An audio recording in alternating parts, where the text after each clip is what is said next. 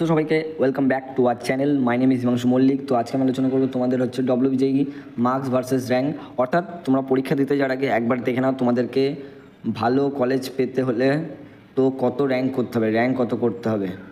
তো এইটার জন্য আমি ভিডিওটা বানালাম, কারণ এটা যদি তোমরা না দেখো তাহলে তোমরা তোমাদের এক্সপেকটেশনটা রাখতে পারবে না যে আমাকে 150 পেতে হবে কি আমাকে 50 পেতে হবে। তো তোমরা সেটার জন্য এই ভিডিওটা বানানো। চলো ভিডিওটা শুরু করি।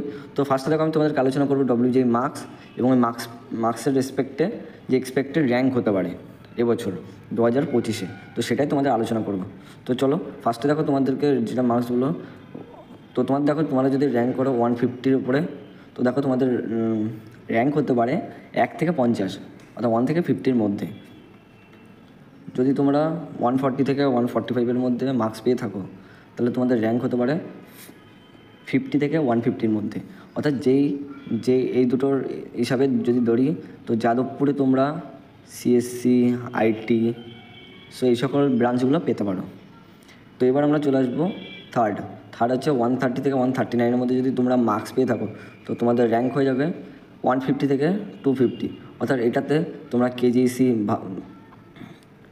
এখানে ভালো একটা ডিপার্টমেন্ট পেতে পারো। এবার আমরা চলে আসি তোমরা 120 থেকে 129। তো এটার থ্রু দেখো তোমাদের র্যাঙ্ক হতে পারে, যদি তোমরা 120 থেকে 129 মার্কস পেয়ে থাকো তাহলে তোমাদের র্যাঙ্ক হবে 250 থেকে 500। তো যেটা একটা ভালো র্যাঙ্ক আছে। এরপরে দেখো, এরপর আমরা চলে আসবো যদি তোমরা মোটামুটি 110 থেকে 119 মার্কস পেয়ে থাকো তো তোমাদের কত র্যাঙ্ক হতে পারে? তো র্যাঙ্ক হতে পারে 500 থেকে 800। তো যেটা একটা খুবই ভালো র্যাঙ্ক। তো আমি সবাইকে প্রেফার করব এই যে র্যাঙ্কটা দেখাচ্ছি এটাকে, এই র্যাঙ্কের মধ্যে সবাই আনার চেষ্টা করো। তাহলে যাদবপুর জেইউ, তারপরে কেজিইসি, তারপরে জেজিইসি, তারপর হচ্ছে তোমার কোচবিহার যেটা আছে, তারপর আছে জেইউ আছে। তো এই সকল ভালো ভালো কলেজগুলো তোমরা ইজিলি ভালো ব্রাঞ্চে সহ ডিপার্টমেন্ট সহ পেতে পারো। এটার জন্য আমার এই বলাটা। এবার আমরা চলে আসি যে তোমরা 1000-এর ওপরে। তো দেখো তোমরা যদি তোমাদের মার্কস 100 থেকে 109-এর মধ্যে করে থাকো তাহলে তোমরা 800 থেকে 1200-র মধ্যে র্যাঙ্ক করবে। তো যেটার থ্রু তোমরা একটা ভালো কলেজ পেতে পারবে। বাট সমস্যা একটাই হবে 2025-এ অনেকটাই ক্যান্ডিডেটের চাপ আছে। তো সেই হিসাবে দাঁড়িয়ে কতটা ভালো কলেজ সেটা বলা যাবে না। তো অলওয়েজ চেষ্টা করবে 1K-র মধ্যে, তো এই 1K-র ভিতরে র্যাঙ্কটা রাখতে, ঠিক আছে? তো দেখো তারপরে দেখো, তো তোমরা হচ্ছে সবসময় হচ্ছে 1000-এর নিচে র্যাঙ্ক করবে, অর্থাৎ র্যাঙ্কটা তোমাদের 1000-এর নিচে যাতে হয়, ঠিক আছে? তো এরপরে দেখো চলে আসি, যদি 109 থেকে 100-র মধ্যে মার্কস পেয়ে থাকো তাহলে তোমাদের র্যাঙ্ক হবে 1200 থেকে 4000। এরপরে চলে আসি আমরা, তোমাদের যদি দেখি 100 থেকে 190-এর মধ্যে মার্কস পেয়ে থাকো তাহলে তোমাদের 4000 থেকে 8000-এর মধ্যে র্যাঙ্ক হতে পারে।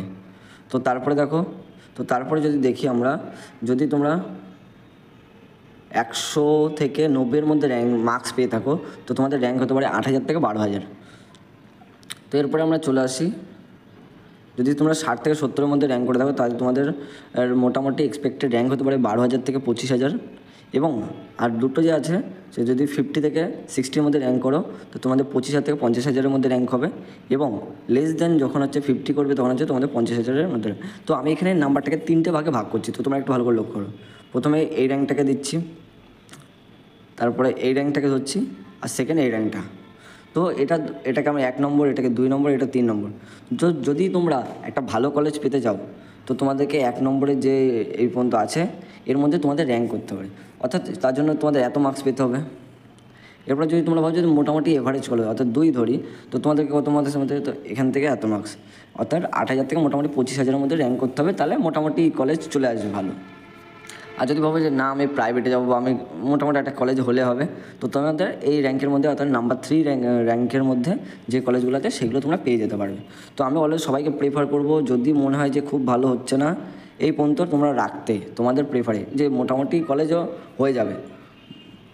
তো আজকে তোমাদের জন্য এতটুকুই রাখলাম, তোমাদের এই কলেজ সংক্রান্ত ভিডিওর জন্য, অর্থাৎ তোমরা কত র্যাঙ্ক পেতে হবে কত মার্কসের জন্য সেটা আমি জানার জন্য তোমাদের ভিডিওটা বানালাম, যাতে তোমাদের সুবিধা হয় যে তোমাদেরকে এখন কত র্যাঙ্ক করতে গেলে মার্কস পাওয়া উচিত। তো তোমরা যখনই মার্কসটাকে ক্যালকুলেট করে পরীক্ষা দিতে হবে তখন দেখবে তোমরা একটা ভালো মার্কস ক্যারি করে আসছো, যেখানে থ্রু তুমি এটা দেখে নিতে পারলে আমার র্যাঙ্ক কত হতে পারে এবং আমি ওই র্যাঙ্কের থ্রু কোন কোন কলেজ পেতে পারবো। তো ঠিক আছে, আজকে তোমাদের জন্য এতটুকুই রাখলাম। ভিডিওটা কেমন লাগলো অবশ্যই জানিও, লাইক শেয়ার কমেন্ট করতে ভুলো না, চ্যানেলটা সাবস্ক্রাইব করে রেখো। দেখা হচ্ছে নেক্সট আবার নতুন ভিডিও নিয়ে। তো ততক্ষণ সুস্থ থেকো, ভালো থেকো এবং WJ প্রিপারেশনটা খুব ভালো করে নিও।